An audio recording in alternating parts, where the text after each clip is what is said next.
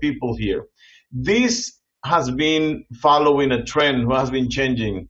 You have to keep in mind that the Tijuana was the capital of illegal migration towards the U.S. Until about the 80s. And then a big change of policy in the U.S. began reinforcing the borders and put a lot of more resources. They increased a border fence. They put a lot of more border patrol agents, and they were going after the employers. That was what we began with something called the gatekeeper operation. And you remember this very well, Pilar, because we were covering that from LA at that time. That makes it some changes, but didn't stop the migration. Actually, it did it more difficult. And what happened is Mexicans were, and many Latin Americans went on a cyclical migration. But when the government of the Clinton administration made it more difficult, many people were just bringing the families who were in Mexico and stopping the going back and forth. So that was one of the main changes. Then we also saw changes at the end of the millennia. During the 90s, we were seeing more people coming through Mexico. And I remember cases like Chaldeans from Iran fleeing prosecution due to their religious beliefs from Iran when Saddam Hussein was still in power. We saw a lot of Chinese immigration through the ocean, and they were landing on the coastline of the Pacific Ocean in Mexico. This is still going on, but it's very subtle and so very quiet, but it's still going on. And after the economic crisis of the 2008 in the U.S., we began to see another change, and that along with the economic crisis and the deportation rate that happened with the administration of Barack Obama, we get to what it was called net zero immigration rate. So as much Mexicans were going to the north, that as much Mexicans was coming back to Mexico due to the repatriations and the immigration policies in the U.S. So in 2014, then we have more Central Americans, or what the Border Patrol will call other than Mexicans, being arrested on the southern border of the U.S. So that means that the migration of Mexican was diminishing significantly, but the migration issue, the phenomenon was still going on due to people from other parts of the world. And that takes us to basically what we have seen. We saw a big spike on 2004 and 16 with Haitians leaving from Brazil, where Haitians affected mainly for natural disasters. They were able to move to the South America and to Brazil due to the construction of the infrastructure for the Olympics and to the World Cup, Soccer World Cup. But when the money ran out, they began moving, and they started to move towards the U.S., and they were traveling through several countries trying to get to the U.S. And that was when we began to see an increase of the number of people using Mexico as a route to go to the U.S. And then we get to the policy changes due to the Donald Trump administration, which are the most severe in many ways, because it has halted in many ways legal and illegal immigration. The number of asylum has reduced. The number of the quotas for refugees have been reduced by this administration, and this is what is putting us in what is going on, the reality we are living with. And now we get to the pandemic. And the pandemic, the coronavirus pandemic, who began in March, was just a perfect excuse to those extreme policies in the U.S. Right now, the U.S.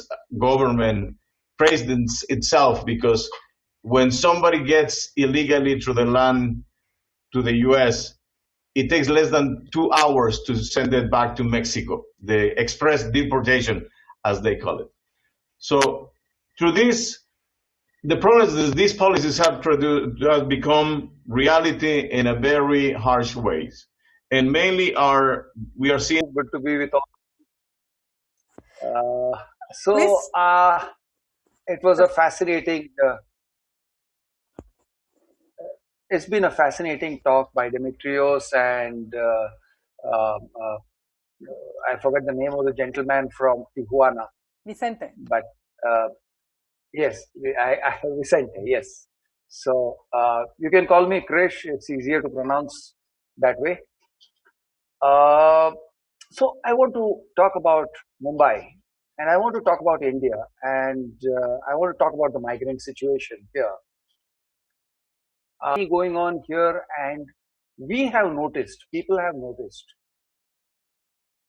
I would like to say this in the context of how badly housed most people in Mumbai are, and how badly housed most Indians in urban areas are.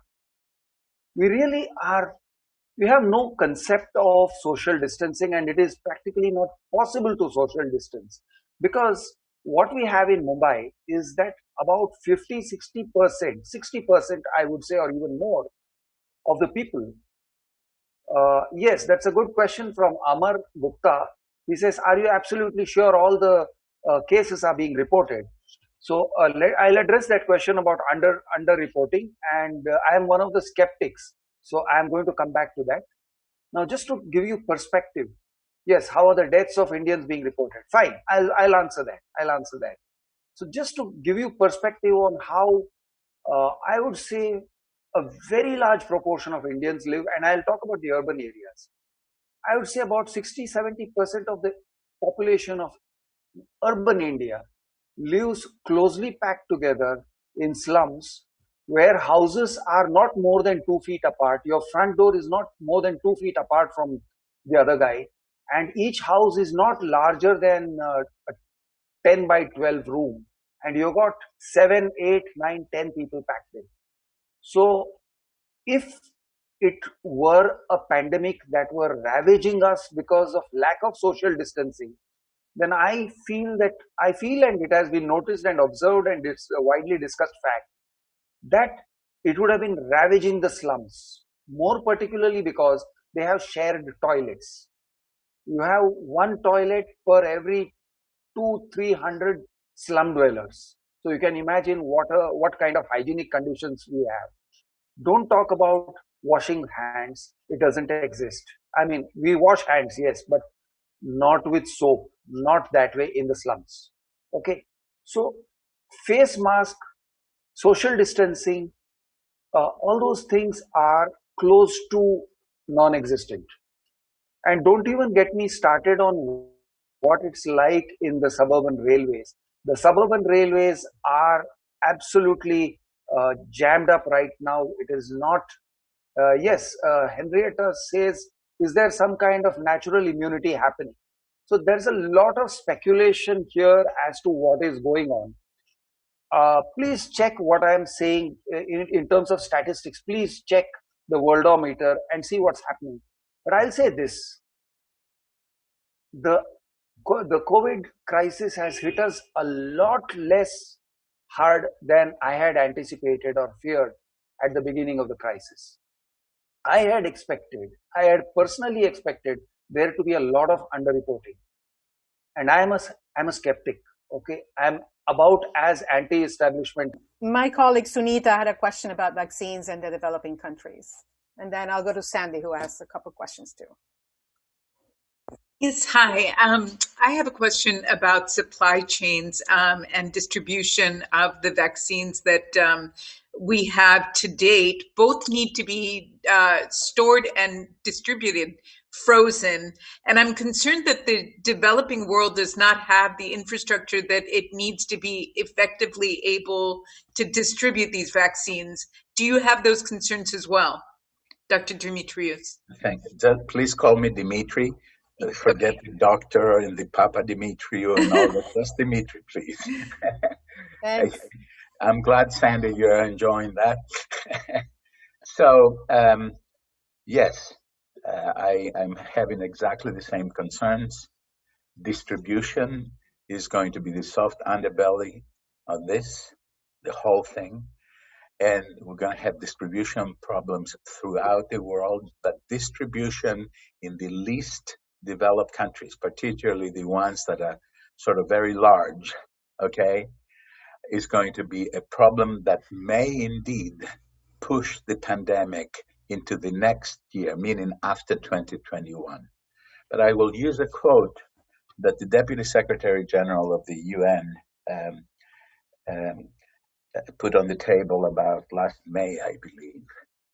He said, if we don't cooperate and pay attention to the needs of people in the least developed countries, the virus will have a boomerang effect. And what a concept, okay?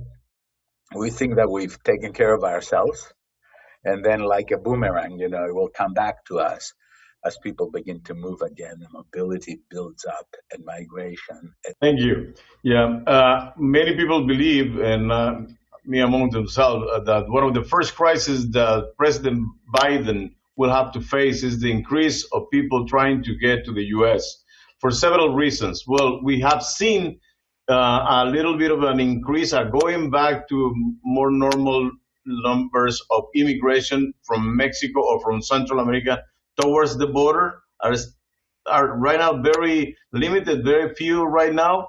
But we believe that with a combination of issues like the economic hardship caused by the pandemic and the close of the economic activities in many of the countries in Central America, many people will have to flee looking for more options. And also, we just have to keep in mind that we just have two terrible hurricanes hitting those areas and making conditions even worse. So they are waiting. They were hoping that many of migrant families were hoping that Biden was the winner of this election, because they knew that before the pandemic makes it easier, the policies that Donald Trump institutionalized were the ones who were making it more difficult to go across. We have a reduction very significantly for the combination of the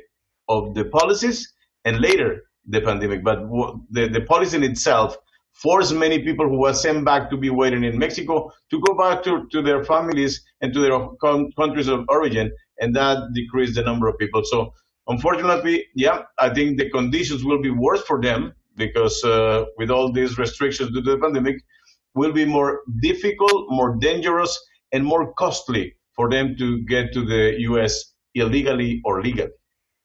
Great. Dimitri, do you want to answer Sandy's question regarding when will global migration flows be back to normal?